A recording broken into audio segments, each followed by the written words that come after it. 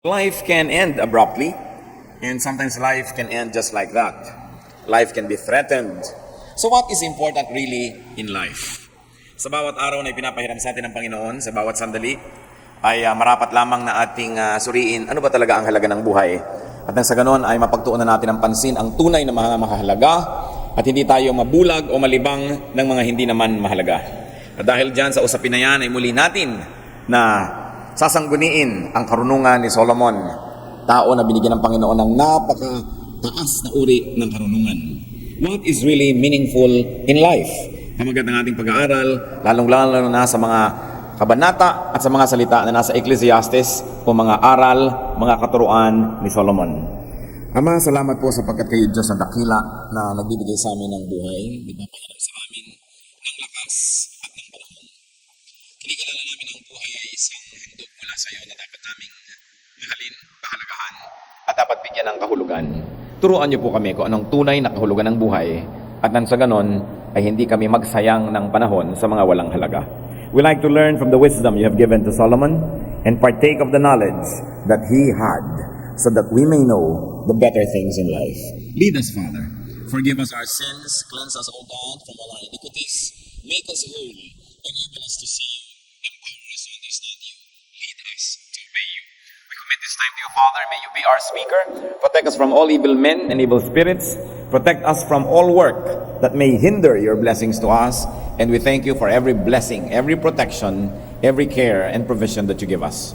Habang kami ay nasa presensya ng iyong makapangyarihang persona o Diyos, nawa pagpalain mo rin ang mga mahal namin sa buhay na hindi namin kasama ngayon. Kayo pong aming maging kaaliwan, lakas, at kayo ang aming maging liwanag. Sa ngalan ng Panginoong Hesus, ito pong aming dalangin, Ama. What is really meaningful in life? At tayo po yung magbabasa ng Ecclesiastes. At napakahalaga na isipin ang mga bagay-bagay. Ecclesiastes chapter 2 verses 1 to 3. The words of the teacher, son of David, king in Jerusalem. Meaningless, meaningless, says the teacher. Utterly meaningless. Everything is meaningless. What does man gain from all his labor at which he toils under the sun? So this first chapter of Ecclesiastes and first few words give us an insight into the thesis, the theme that Solomon wanted to discuss in his whole book, comprised of 12 chapters. Napakarami daw mga bagay ang walang kabuluhan at hindi naman napapansin ng mga taong ito'y walang kabuluhan. People usually labor for big things. Pinagpapaguran natin, livelihood, our causes and wars and battles, projects, making a name, discovery, tasks, missions, malalaking mga bagay. And yet people also labor for small things.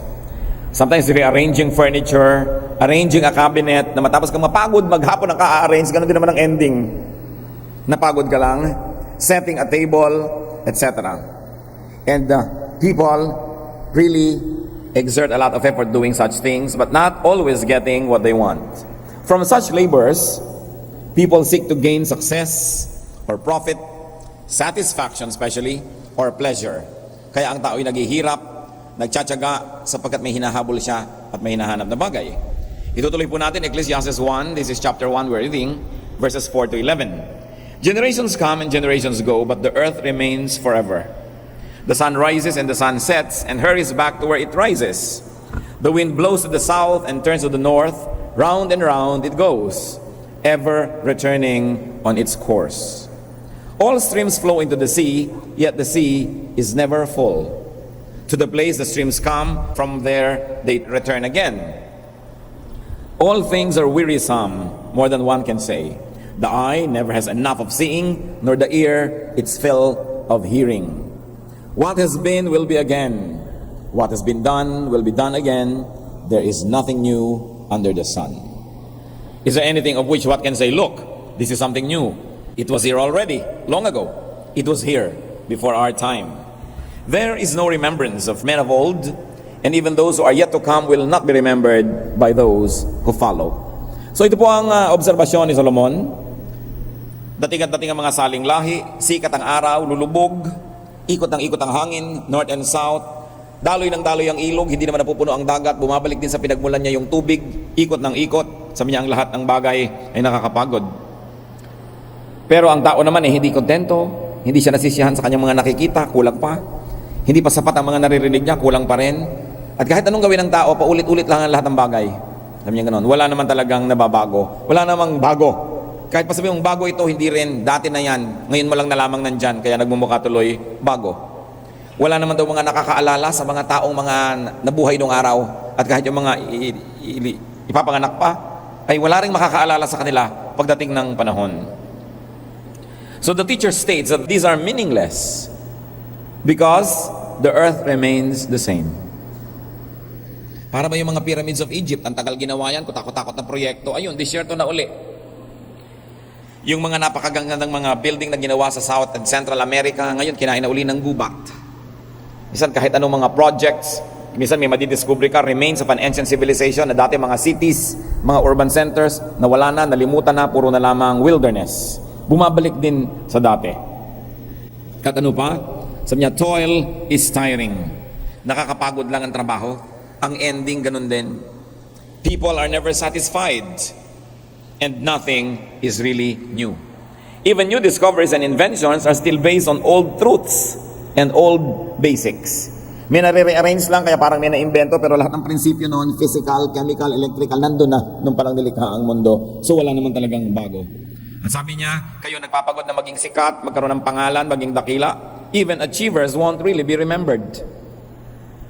Gano'ng karami sa atin, halimbawa, nakakatanda pa kay Rogelio de la Rosa.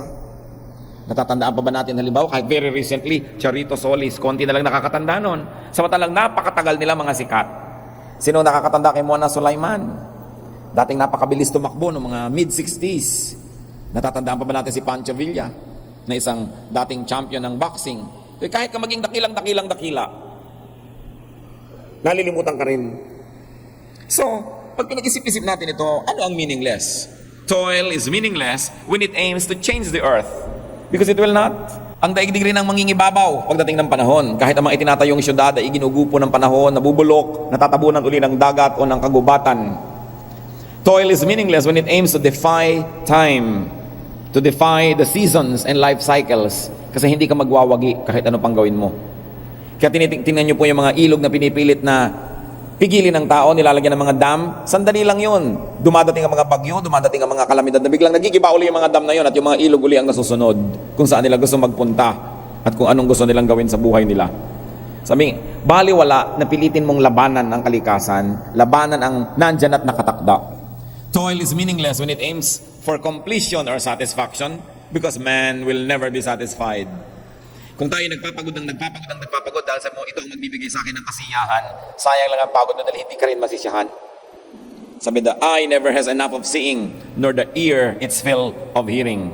And toil is meaningless when it aims for immortality. Gusto mong maalala ka habang panahon? Di rin yan mangyayari. Konting-konti lang ang naaalala. Baka nga sa buong Pilipinas, yung naaalala nating mga mahigit 100 taon na ang buhay nila, konting-konti lang, si Jose Rizal, si Andres Bonifacio, pero ang konti pa rin ang alam natin tungkol sa kanila. Gano'ng karami ang maaalala. So sabi, kung nagpapagod ka para ka lang maging sumikat, ay walang mangyayari, sayang lang yung pagod mo, huwag ka lang magpagod. Kasi makakalimutan ka rin, maaalala ka lang sandali. Mga artista nga ngayon, hindi ba kilala mo lang 1 linggo o 2 linggo, dahil sa susunod na linggo may iba na namang artista. So, you're as good as your last performance. Hindi naman sa mga masama na magpasikat o pasikatin mo ang sarili mo, maging hanap buhay mo yan. Pero kung hinahanap mo talaga yung matagal na pagiging sikat, matagal na satisfaction, ay mabibigo ka lang. Sinasabi ni Solomon, it is meaningless. Kahit nga yung pagkabusog, kumain ka ng pagkarami-rami sa eat all you can, talagang mang sulitin mo ang lahat, pati tapon ng mga bote kainin mo. Bukas, gutom ka na naman eh. Kahit anong gawin mo sa yung kuko, ayos ka ng ayos, 2-3 araw lang, tungkab-tungkab na uli yan, tabi-tabingin na naman yung daliri mo. Diba? Tingnan niyo yung sarili, kahit gaano kayo kaayos, subukan nyo lang mga 3 araw na walang kuryente. Mukha ka na naman bagong baba sa puno. High maintenance sa mga bagay na sabi ko, ang hinahanap ninyo, yan ako walang mangyayari. Yung gusto mo yung bata, laging malinis, dudumi yan. Yung bahay mo, kahit anong gawin mo, ayos, gugulot-gugulo yan. Sabi, huwag mong patayin ang sarili mo sa mga bagay na di naman talaga nagtatagal at walang katuturan. So mga kapatid, tayo po ang dapat mag-isip kung anong application nito sa ating buhay. Ano mga pinaggagawa natin na ginagawa natin para tayo maging bida, maging sikat, maging malakas, maging ganito? Hindi rin yun na magiging ending nun. Mabubura rin yun. Anong ginagawa natin para tayo masyahan? Pagod na pagod tayo para masyahan, pero nasisiyahan ba talaga ang tao? Honey, mag-abroad ka naman kahit 2-3 taon lang para makabayad tayo ng utang. O, nag-abroad. Nung nakabayad na ng utang, uy, meron palang ano dito, mahuhulugang lote. O di, mga 5 taon ka na lang dyan, magkakalote na tayo. So, syempre, pagkatapos ng lote, tatayuan mo ng bahay. At dahil yung loteng nabili, kasing layo ng bundok, tralala, kailangan mo ngayon ng kotse. So, yung mga 3 taon pa, magkakakotse na tayo. Hindi na makakauwi yan nag-abroad. Hindi na, hanggang hindi bangkay. Ha? Tapos kahit gano'ng katagal yan nag-abroad, pag-uwi mga 2-3 taon lang, wala na uli ubos. Hindi mo nagagawas ni Mrs. Wala na naman naman ano. Liba na lang talaga mag-usay. So, wala rin ang ending niya. Naghihiwalay pa yung mag-asawa. Tumatanda lang na magkalayo. Lumalaki lang mga bata na hindi nakakasama mga magulang. Ang point is, if you have to go abroad to really survive, you must set limits. Dahil hindi ka na masasatisfy kahit kailan. Pag sinabi natin, uy, nakasave na ako ng ganito kalaki, pero wow, pagka 2 taon pa, ganito pa yung masasave natin, talagang hindi ka na makakauwi. So don't do anything and don't work too hard to be satisfied. Because at the end of the day, you will never be satisfied anyway. Kung gusto makipagtalo kayo kay Solomon, the wisest man that ever walked the face of the earth. Sabi niya, no, there is no satisfaction in life. Kaya mga tao, hindi ako satisfied. Welcome to the club. Akala mo ba may taong satisfied? Lagi may kulang. Subukan yung kumain sa restaurant, kahit ang ganda-ganda ng in-order nyo, pagtingin nyo sa mesa ng iba, mukhang mas masarap ang in-order nila. Laging mukhang mas masarap yung pagkain sa kabilang mesa. No? Laging ganon. The sun shines brighter on the other side. So dapat tinitiyak natin, hindi natin yan ang hinahabol kasi yun ang hangin na hinahabol, hindi mo inaabutan kahit kailan. And Solomon also used his power, as we can read in Ecclesiastes 1:12-15. I, the teacher, was king over Israel in Jerusalem. I devoted myself to study and to explore by wisdom all that is done under heaven. What a heavy burden God has laid on men. I have seen all the things that are done under the sun. All of them are meaningless, a chasing after the wind. What is twisted cannot be straightened. What is lacking cannot be counted. So here, using his power, and Solomon used his power very wisely by studying life. Dahil hari, may oras, may pera, pwedeng umupa ng mga tutor, ng mga consultant, mag-research, at malaya siyang gawin ang gagawin niya. Yan ang marunong na tao. Ginamit ang karunungan para mag-aral. Ginamit ang kapangyarihan para mag-aral. Kasi kung meron kayong kapangyarihan, halimbawa, anong gagawin niyo mga kapatid? Kung meron kayong mga tig 50 million pesos, you don't have to work. What will you do? Will you still study? Yun ang ginawa ni Solomon. Nasa kanya na ang lahat, ginamit niya yung lahat-lahat ng yon para saliksikin ang kahulugan ng buhay. To study the dynamics and intricacies of life. And the teacher concluded, after much study, that God has laid a heavy burden on men and that all things done in life are meaningless. Sabi niya, napakabigat ng ipinataw na pasan ng Diyos sa tao. And why meaningless? Partly, as already we have stated, meaningless yung paghahanap ng satisfaction. Hindi nangyayari yon. Yung paghahanap ng immortality, ng fame, hindi yun talaga mangyayari at hindi mangyayari ng matagal. And meaningless because no great change can be accomplished anyway. Sabi nga sa Bible, can a leopard change its spots? Yan na yan. Papagurin mo lang sa sarili mong pilitin baguhin ng mga bagay, samantalang pwede mo na lang enjoyin. What is twisted cannot be straightened. What is lacking cannot be counted. And why is life a heavy burden from God? Probably because God made His Spirit, which is great, reside in flesh, which is weak. Kaya napakabigat ng kalagayan ng tao, sapagkat ang kanyang pagkalupa ay humihila sa kanyang pababa sa lupa, at ang Espiritong ibinigay sa kanyang Diyos ay humihila sa kanyang pataas. Lagi siyang may pagdadalawang loob, lagi siyang may pagtatalo ng isip, at bihirang-bihira na totally pinaniniwalaan niya ang ginagawa niya. May ginagawa siyang mali, pero hindi siya naniniwala doon, pero nag-enjoy siyang gawin yon. Meron siyang gustong tama, hindi niya magawa, at iba ang nagagawa niya, laging nahahati ang loob. Because man will aspire for great things, but his earthly nature will limit him. So marahil ay sinasabi rin ni Solomon, kung gusto niyo maging talagang great, mabibigo lang kayo. Why don't you just be good? Napakaraming tao isinasangla ang kaluluwa sa impyerno, maging sikat lang, maging dakila, maging malaking tao, maging mayaman, maging makapangyarihan. And at the end of the day, nalulungkot din naman yung nasa palasyo. Nalulungkot din yung maraming pera. Nalulungkot din yung maraming pagkain.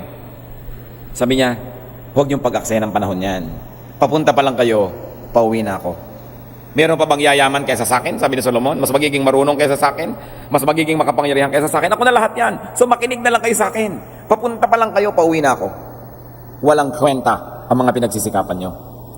Ecclesiastes 1:16-18. I thought to myself, look, I have grown and increased in wisdom more than anyone who has ruled over Jerusalem before me. I have experienced much of wisdom and knowledge. Then I applied myself to the understanding of wisdom and also of madness and folly. But I learned that this too is a chasing after the wind. For with much wisdom comes much sorrow. The more knowledge, the more grief. Sabi niya, o sige, nagpakarunong-runong na ako. At alam niyo, na-discover ko, ang habang rumurunong ang tao, lalo lang siya lumulungkot. Sapagkat napakarami mong nalalaman na nakakalungkot naman talaga. So Solomon could credibly make conclusions about life because he has reached the farthest in terms of knowledge.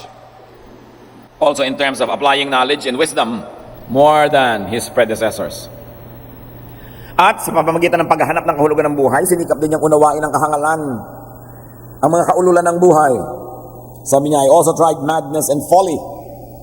So, hindi mo masasabing, one-track mind ka lang naman, isa lang ang naranasan mo. Sabi niya, sinuri ko rin ang lahat ng bagay na yan. Bagamat hindi naman ako iniwan ng aking katinuan, pero sinuri ko ang lahat ng uri rin ng mga kahangalan. At sasabihin ko sa inyo, pareho rin ang karunungan ng kahangalan. Wala rin inuuwing mabuti yan. From such enterprises, Solomon learned that it was also meaningless. It was also burdensome because wisdom brings sorrow. The more knowledge, the more grief. Kita nyo, yung wala kayong kamalay-malay sa ginagawa ng asawa nyo, masaya kayo. Nung umpisa nung nalaman nyo mga pinagagawang himala, lulungkot na kayo. Kaya sabi, better by far you should forget and smile than that you should remember and be sad. Nakakalungkot lang yan, binubulat-at mo lahat ang bulsa, tinitingnan mo lahat ang resibo, lungkot ang hinahanap mo niyan. Bihirang-bihiran saya ang nakita mo dahil nakita mong nakasulat ang mga initial mo doon sa papel. Naku, kung ano-anong makikita mong mga lihim-lihim. Bakit ka nagbubuklat ng mga mababantot ang mabubuklat mo? Sabi ni Solomon, with much wisdom comes much sorrow. So do not try to know so much if you want to be happy. Subukan ninyo na meron kayong mga secret speaker sa lahat ng kwarto ng bahay nyo at nalalaman nyo sinasabi ng mga katulong nyo tungkol sa inyo, lulungkot kayo. Amo kayo sa kumpanya, nalalaman nyo sinasabi ng lahat ng empleyado nyo tungkol sa inyo, magpapakamatay kayo sa mga maririnig nyo. So bakit nyo gugustuhin malaman? So aalamin mo lang yung talagang directly makakatulong sa decision making mo. But do not try to know what people tell about you, what they say about you, what they think of you, dahil mas marami ang ikalulungkot kaysa ikasisiya. Ecclesiastes 2 verses 1 to 8. I thought in my heart, come now, I will test you with pleasure to find out what is good. But that also proved to be meaningless. Laughter, I said, is foolish. And what does pleasure accomplish? I tried cheering myself with wine and embracing folly, my mind still guiding me with wisdom. I wanted to see what was worthwhile for men to do under heaven during the few days of their lives. Sa inyo maiksi ang buhay, gusto kong malaman kung ano ba talagang dapat nagagawa bago ka mamatay. So sinubukan ko rin ang mga kahangalan, ang mga kalokohan sa buhay. Pero hindi ako lubos na nagpakahakal, sabi niya. My mind was still guiding me. Inaalam ko lang yan para malaman ko. Pero hindi ako talaga nagpakahangal-hangal. Sabi niya, wala rin katuturan. Iniba ko naman ang style ko. Verse 4, I undertook great projects. I built houses for myself and planted vineyards. I made gardens and parks and planted all kinds of fruit trees in them. I made reservoirs to water groves of flourishing trees. I bought male and female slaves and had other slaves who were born in my house. I also owned more herds and flocks than anyone in Jerusalem before me. I amassed silver and gold for myself and the treasure of kings and provinces. I acquired men and women singers and a harem as well, the delights of the heart of man. So ginawa ko na lahat yan. I've seen them all, I've done them all. Sinubukan ko rin mga alak, sinubukan ko kasiyahan, sinubukan ko. To understand life, Solomon also tried pleasure, laughter, wine. He tried folly. He also did great projects, construction, agriculture, beautification, acquisition, the arts, music, musicians. Lahat ng pwedeng hilingin sa buhay. Ecclesiastes 2, 9 to 11, anong nangyari sa kanya? I became greater by far than anyone in Jerusalem before me. In all this, wisdom stayed with me. I denied myself nothing my eyes desired. I refused my heart no pleasure. My heart took delight in all my work, and this was the reward for all my labor. Yet, when I surveyed all that my hands had done and what I had toiled to achieve, everything was meaningless. A chasing after the wind nothing was gained under the sun. So niya, tambak-tambak na mga ginto, mga pilak, inipon ko. Talaga namang legendary ang kayamanan ni Solomon kahit sa history. Hindi lang sa Bible, kahit sa secular history. Napakaraming kumukonsulta sa kanya. Napakarami niyang mga kayamanan. Lahat-lahat. At napakarami niyang asawa. Libo-libo. Sabi niya, lahat yan. Ako, sinasabi ko sa inyo, papunta pa lang talaga kayo. Pauwi na ako. At kahit anong gawin niyo, hindi niyo mararating ang narating ko. Sabi niya. Solomon went to the max in his quest, in his search. And he concluded that nothing changed in the world. Nothing changed inside of him. Everything was meaningless. Naalaman niya na kahit nag-agriculture siya, yung halaman na kinuha niya doon sa kabila, itinanim lang niya dito, wala naman talaga nadagdag na halaman sa planeta. Nagpagawa siya ng mga kanal, ng mga ipunan ng tubig, at nadalaw ko ang mga ibang ipunan ng tubig niyang si Solomon, sa outside of Jerusalem. Ang lalaking mga parang pool, ipunan niya ng tubig para kahit summer, meron siyang pandilig. Pero sabi niya, wala naman ako naidagdag ni isang patak na tubig dito sa planeta. Inilipat ko lang mula doon sa kabila, inilagay ko lang dito. At kung kayo mahilig mag-acquire, mga kapatid, ganun yun. Ang hiling nyo sa halaman, binili nyo lang doon sa Bulacan Garden, inilipat nyo sa bahay nyo, nagkagasos pa kayo, wala naman talaga nadagdag na halaman sa planeta. Natuyo pa yung nagpunta sa inyo. Ang dami-dami yung mga ginto, nakuha nyo mula sa tindahan, napunta sa inyong cabinet, pero wala namang nadagdag na ginto sa planeta dahil yung tindahan, kinuha lang niya yun sa mga naggumawa nun, yung gumawa nun, kinuha lang yun sa mina. Wala naman talaga nadagdag, kapalipat-lipat lang. So mahilig ka magkolekta ng antik, ng aparador, ng mga elepante, kampana, wala naman talaga nadadagdag dito sa buhay. Kaya sabi niya, there is nothing changed. Nothing changed in the world. So don't call it an accomplishment. Gumawa ka ng building pero kinuha mo lang yung mga bato-bato doon sa quarry, lumipat lang yung bato, lumipat lang yung semento, lumipat lang yung bakal, nagpunta lang doon. Pero wala ka naman talagang naidagdag. Sabi niya, kaya don't think of yourself as great. Sabi niya, I'm getting desperate. Ano pa kaya ang magpapasaya sa akin? Sa Ecclesiastes 2:12-16, then I turned my thoughts to consider wisdom and also madness and folly. What more can the king's successor do than what has already been done? I saw that wisdom is better than folly, just as light is better than darkness. The wise man has eyes in his head, while the fool walks in the darkness. But I came to realize that the same fate overtakes them both. Then I thought in my heart, the fate of the fool will overtake me also. What then do I gain by being wise? I said in my heart. This too is meaningless. For the wise man, like the fool, will not be long remembered. In days to come, both will be forgotten. Like the fool, the wise man too must die. Sa niyan mo, talaga pinakaiba ng marunong at mangmang, pareho rin niyang mamamatay. Kumisa nga, mas mahaba pa yung buhay ng mangmang. So he further concluded that while it is better to be wise than foolish, wisdom is also meaningless, as both the wise and the foolish will die. Ano naging bunga sa kanya ng mga kabiguan na ito ng paghahanap? Ecclesiastes 2:17-23. So, I hated life, because the work that is done under the sun was grievous to me. All of it is meaningless, but chasing after the wind. I hated all the things I had toiled for under the sun, because I must leave them to the one who comes after me. And who knows whether he will be a wise man or a fool. Yet he will have control over all the work into which I have poured my effort and skill under the sun. This too is meaningless. So my heart began to despair over all my toilsome labor under the sun. For a man may do his work with wisdom, knowledge, and skill, and then he must live all he owns to someone who has not worked for it.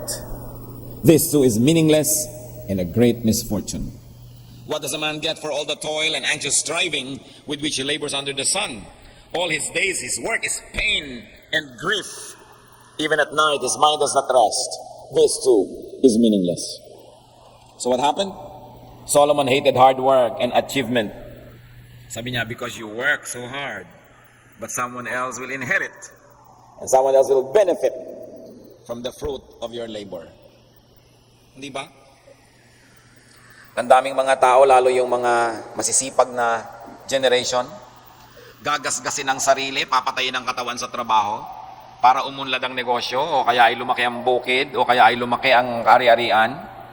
At pagkatapos, pag umuunlad na yan, namumunga na ang mga puno, kumikita na ang mga puhunan, mamamatay ka na. Ang magpapasasa ngayon yung nagmana, yung next generation. Mabuti sana ng mabuti kung anak mo, mag-aasawa yung anak mo, hindi napakasawa niya ngayon, kaparte, hindi mo alam kilala tong taong ito. Hihigayan sa kama mo, ba titira sa bahay mo. At pag yung anak mo ay namatay bigla, yung manugang mo nagmana ng minana ng anak mo mula sa'yo, hindi mo kaano-ano, napunta sa kanya lahat. Kung ang namatay ay yung asawa, namatay ka, yung asawa mo nagmana, nag-asawa siya uli. Iyon ang napakasaya. At biglang namatay yung asawa mo, minana na ngayon ang asawa niya yung galing sa'yo, mag-aasawa siya uli ng iba. Sabi ni Solomon, ayoko na nga. Gagasgasin mo ang buhay mo, titipirin mo ang sarili mo, tipid ka ng tipid, tiis ka ng tiis, para lang lumaki ng lumaki ang iniipon mo. Para kanino? Para sa iba. Sabi niya, isang malaking kahangalan. So Solomon hated hard work because somebody else will benefit from it. Someone who did not work for it, and probably that someone will be foolish. Probably somebody you don't even know. Magsisikap kang mabuti, palalakihin mong negosyo, halos hindi ka kumain ng masarap, halos hindi ka magbihis ng maganda, mapapalaki mong negosyo, ang mga anak mo ngayon lalaki na maluwag ang buhay, may pagmamahal sa iyo, kaya may malasakit pa sa ipinundar mo. Pero ang mga anak mo yung magkakaanak, yung mga apo mong di ka nakilala, picture na lang, ibebenta nila lahat yan. One generation puts it up, the second generation enjoys it, the third generation sells it. So hindi sinasabi ni Solomon na walang kahulugan na magpundar. Ang sinasabi niya, lugi ka kung puro pagpupundar at pagpupunyagi ang ginagawa mo, tas iba lang ang makikinabang. Dapat ilagay mo yan sa lugar. Kumikita ka, enjoyin mo. Huwag yung puro tipid ka, puro katipid. Bakit? Para lumaki ang ipapamana mo. Para lumaki ang ipapamana mo sa mapapangasawa ng asawa mo pag namatay ka na. Ikaw naman babae, ayaw mong gamitin ng magagandang plato, ayaw mong gamitin ng magandang kitchen, nandun ka sa dirty kitchen, ayaw mong gamitin ng magandang komedor, para pag namatay ka at nag-asawa ulit ang asawa mo, siyang gumamit. Sasabihin ni Solomon, magpakatino kayo. Kasi hindi kayo mabubuhay forever. Sa maiksing buhay na ipinapahiram sa inyo ng Diyos, gawin niyo lang ang tama, huwag ang sobra. Para meron pa kayong panahon na ma-enjoy yung bunga ng inyong mga pinaghirapan. Ecclesiastes 2:24-26. A man can do nothing better than to eat and drink and find satisfaction in his work. For the first time, nakakita tayo ng tama na pwedeng gawin. A man can do nothing better than to eat and drink and find satisfaction in his work. This too, I see, is from the hand of God. At least hindi niya tinawag na meaningless. For without Him, who can eat or find enjoyment? To the man who pleases Him, God gives wisdom, knowledge, and happiness. But to the sinner, He gives the task of gathering and storing up wealth to hand it over to the one who pleases God. This too is meaningless, a chasing after the wind. So in view of the above, the only meaningful enterprise a man can engage in is to eat, to drink, and to work. And remember this, to enjoy your work. And to enjoy the fruit of your work, which is what you eat and drink. Sa maraming posibleng reading ito mga kapatid, isa, work in order and only to be able to eat and drink. Magtrabaho ka para ka may kainin at inumin, at magtrabaho ka para sapat lang na may kainin at inumin. Huwag mo nang sobrahan dahil malulugi ka. Psalm 12:11, he who works his land will have abundant food. Sabi, but why work when you will not enjoy the fruit of your labor? So in essence, Solomon was saying, do not try to overachieve. Do not gather more than what you need. At kahit noon sa disyerto, ang mga Israelita ay pinapaulan na ng mana, kakainin nila ang utos, Exodus 16:4 and 16. Then the Lord said to Moses, I will rain down bread from heaven for you. The people are to go out each day and gather enough food for that day. Each one is to gather as much as he needs. So uulan ng pagkain, kukuha ka lang ng kailangan mo para sa araw na yon. Yung mga iba, sakim. Kumuha sila ng higit sa kailangan nila. Ano nangyari? Nabulok ang kinuha nila. Kasi ang bilin lang, kunin mo lang yung kailangan mo.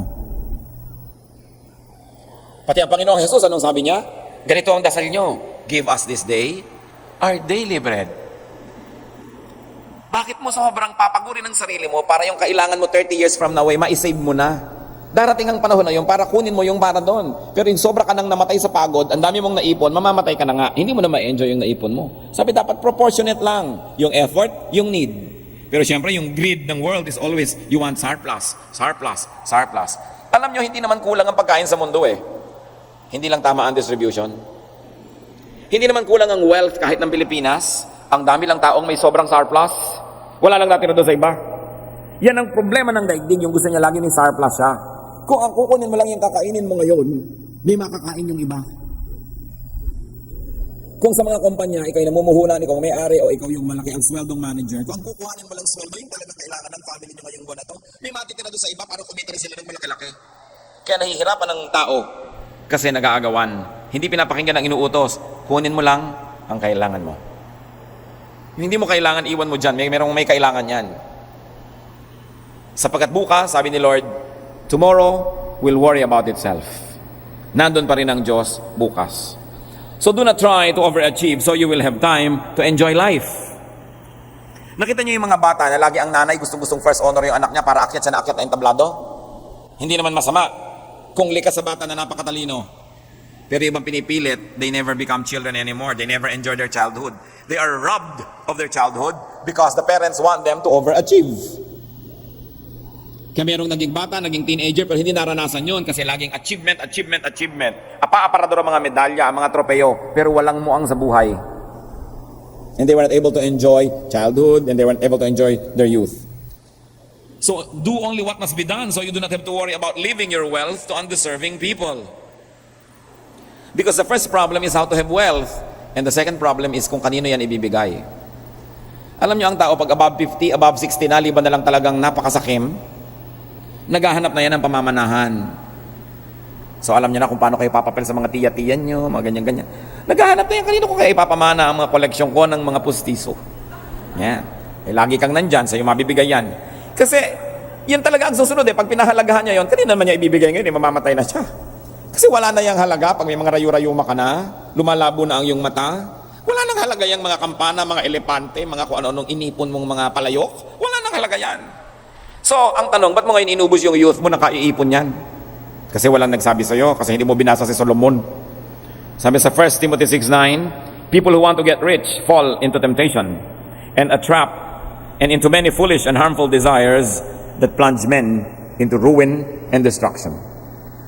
Huwag yung ambisyoning maging mayaman. Ang ambisyon ninyo to enjoy the day, to work for it and enjoy its fruit.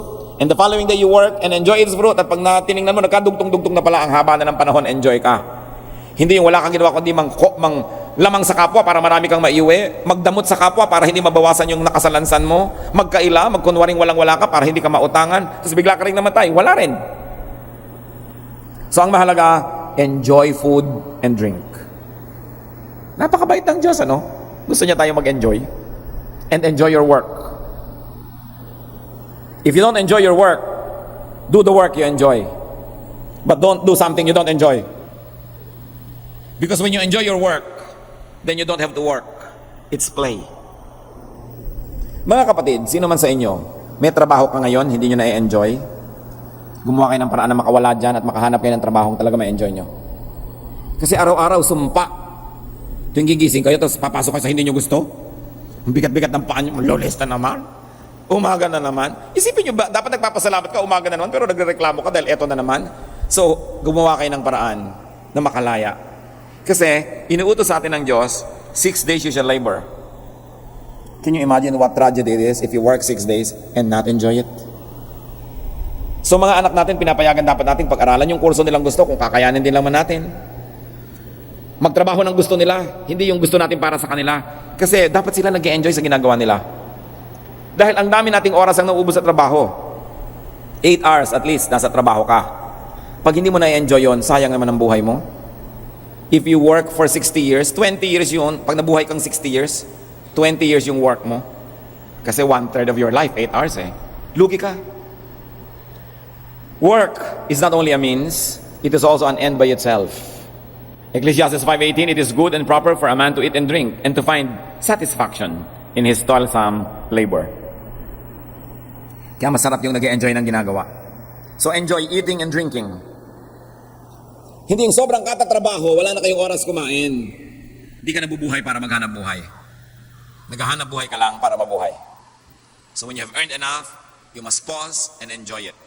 Huwag kayong save ng save na after 20 years, makakapagbakasyon din tayo. Baka sa sementeryo na yung bakasyon na yon, imbes rest in peace, rest in pieces. Kailangan, bawat araw may bakasyon ka, mga 1 hour, 2 hours of enjoyment. Bawat linggo, meron kang isang araw ng enjoyment, yung pangiling. Bawat buwan, meron kang ilang araw ng bakasyon o ilang araw na enjoy ka. At bawat taon, meron kang ilang linggo o buwan na nagpapahinga. Huwag yung 20 years of solid work, tapos ibubuga mo lahat ng iyong bakasyon at the end dahil yumamang ka na. Dahil hindi ka nakakatiyak na mabubuhay ka ng ganong kahaba eh. Everyday dapat meron kang trabaho, meron kang kain, meron kang iniinom, meron kang pahinga. All in one day. Because you don't know if you will live again another day. Hindi tayo dapat maging mayabang na saka na natin i-enjoy yan. Parang tinitiyak natin mabubuhay nga tayo. So ang Panginoong Jesus, diyan siya napulaan ng maraming tao dahil siya ay laging kumakain. At laging nasa kainan. Luke 7:34, the Son of Man came eating and drinking, and you say he is a glutton and a drunkard. Ganoon, sinasabi nyo lasengko siya at matakaw. Kasi lagi siyang nakikitang kumakain. Yung masakaw at yung pangit na salita, yun yung judgment sa kanya ng iba. But what gave them the reason? Because he was always joining dinners. And when one enjoys the fruit of his honest labor, God is pleased. So pag kumakain ka dahil yun ay dapat mong magawin, dahil premyo yun ang yung pagsisikap, ikinatutuwa yun ng Diyos. Hindi siya nagagalit. Ang masama yung enjoy ka ng enjoy kasi hindi ka nagtatrabaho. And God is pleased with people who know how to enjoy His gift of work and His gift of food and drink. And remember, do not treat food like poison. Yung mga iba naman kasi sa inyo, nagpapapayat o nag-diet. Pag hinainan mo na masarap, naku, huwag mo hirap sa akin yan. Para mong akala mo, hinainan mo na lasot. Huwag yung pinipintasan ng pagkain. Masamang pinipintasan ng pagkain. Kahit, ay, wala namang kwenta ang pagkain to, walang lasa. Don't say it with your lips. Blessing ang pagkain. Yung nagpapapayat ka, hinainan ka ng masarap, naku, ilayo mo sa akin yan.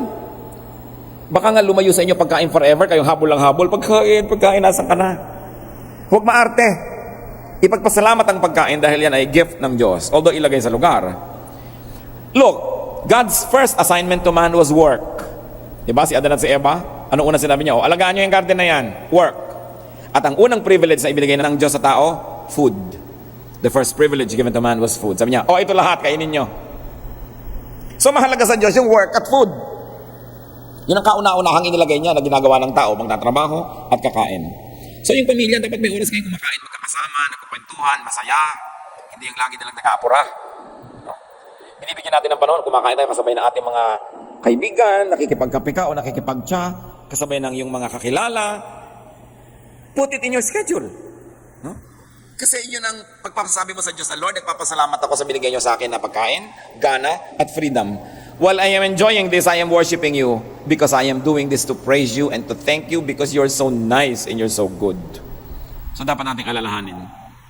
Mahaba pa po ang Ecclesiastes. Nakakadalawang chapter pa lang tayo. But so far, we can make a few tentative conclusions.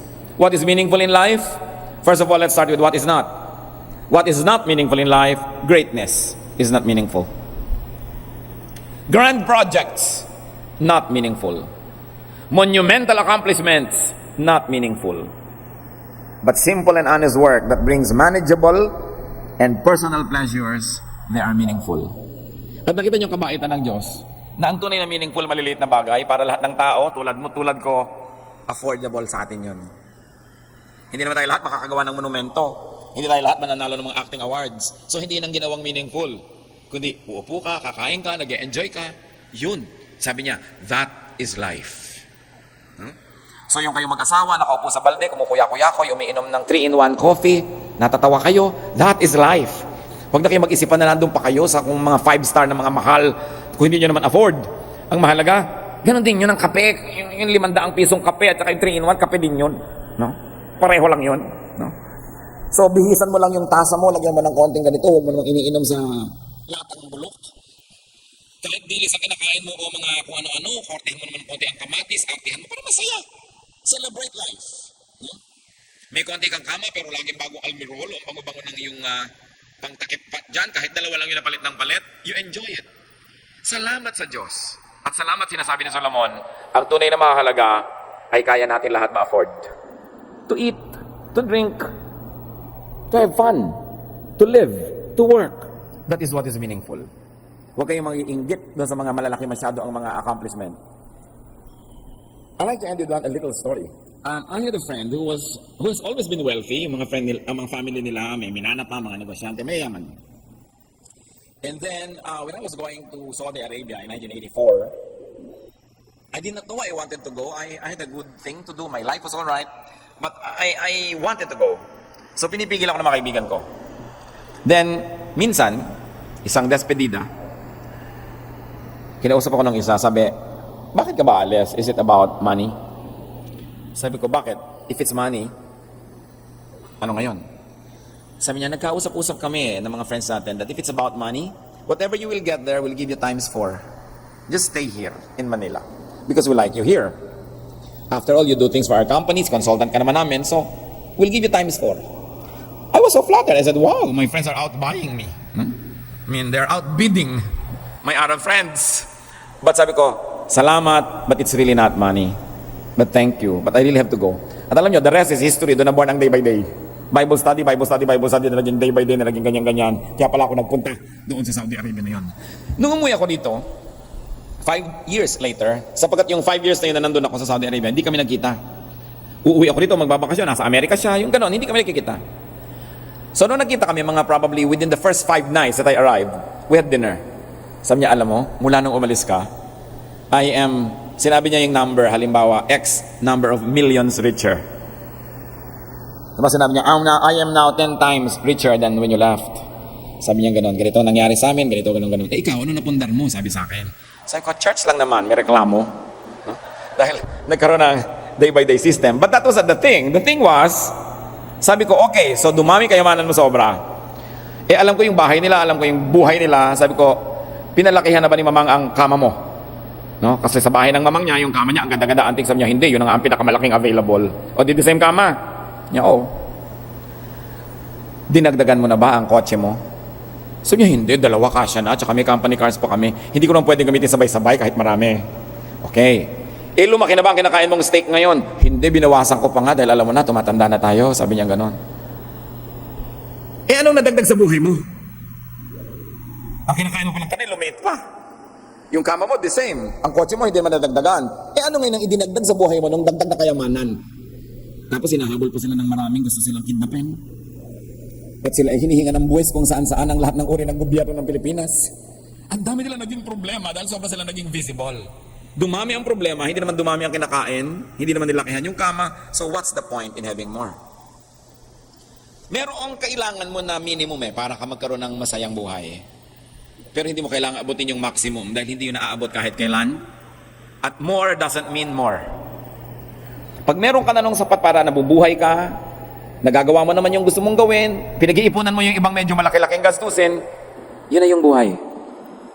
Ngayon, kung bibigyan ka ni Lord ng maraming dagdag na hindi mo ibinebenta ang kaluluwa mo, hindi mo pinapatay ang katawan mo, hindi mo nananakawan ng oras ang pamilya mo, at hindi na kayo nagkikita, hindi ka nagiging ganid, edi bonus. Pero kung kailangan maging ganid ka, mawalan ka na ng oras sa pamilya, hindi ka na nagkaroon ng tunay na buhay, naging maramot ka na, what's the point?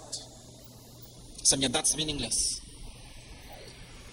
At in fact, sabi niya later, as the goods increase, so do those who consume them. Subukan ninyo, kung maliit ang kita nyo, nagkakasya. Kasi hindi kayo napapansin ng mga kamag-anak. Subukan nyo lumaki. Mapapansin kayo na lahat ng kamag-anak, matutuntong kayo ng lahat ng yan. Ang ending nyo rin, wala. Madamot pa kayo, may nagtampo pa. Ang pinakamasarap sa buhay, yung may konti kang pera sa bulsa, nakakabili-bili ka, nakakakain-kain ka, pero hindi ka napapansin ng mga kidnapper. Wala ka sa listahan ng mga hold-upper, hindi ka napagkakamalang mayaman, malaya ka. Yun ang masaya. And everybody can have it. Subukan nyo, meron kayong mga suot ng lalaking mga kwentas, hawak-hawak nyo kayo pag may kasalubong kayo dahil baka kayo agawan. No? Natatakot ka. Because the problem with wealth is that many people like it. Magkakaproblema ka. So what is meaningful? By now, napag-isip na natin yan. Patuloy po natin pag-aaralan ng Ecclesiastes at nais nating matuto pa kay Solomon. Bagamat alam na naman natin yan, hindi naman bago. Pero sabi nga ng matatanda, ang paalala ay gamot sa taong nakalilimot. It's not important to be great. It's just important to have little fun with some people who matter to you. You don't need to be known by everybody. Nakita niyo mga artistang kilalang-kilala, nagsusuot ng malalaking salamin para wag makilala. Mahirap yan kilala. Akala niyo gusto niyo maging sikat? Yung pagiging sikat, hinahangad lang ng hindi sikat. Tingnan niyo yung mga sikat, laging nagtatago. At ang pera, tatandaan niyo, mahalaga lang sa walang pera. Pag may pera na kayo, may iba na naman kayong hinahanap. Hindi yan natatapos. So, simple and honest work brings manageable personal pleasures. This is a gift from God. Huwag niyong isumpa ang buhay niyo kung hindi kayo sikat at hindi kayo mayaman at hindi kayo kilala. Ang regalo ng Diyos sa inyo, yung mga simpleng bagay para madaling maabot. Stick to what is really meaningful. Heavenly Father, we thank you sa mga paalala niyo sa amin. Salamat kung paminsan-minsan ay sobra sa pangangailangan namin ang binibigay niyo. At salamat kung mga panahon na parang kulang-kulang, natututo kami maging resourceful, natututo kaming lumapit sa inyo at umasa sa inyo, at higit sa lahat, natututo kaming maramdaman ang nararamdaman ng maraming kapaspalan. Ewan Panginoon, bawat kahirapan na pinapayagan yung maranasan namin, ang maging bunga sa amin ay isang pusong marunong umunawa sa mga naghihirap. At nawa sa bawat biyayang ibinibigay nyo na lampas sa aming pangangailangan, matuto kaming lumingap din ng kapwa. Turo mo sa amin. Manahimik tayo sandali mga kapatid, yumuko sa presensya ng Diyos at humingi ng personal lesson ngayong sa mensaheng ito. Surely, there is a personal application for each one of us. Be alone with God for a while and listen to His voice.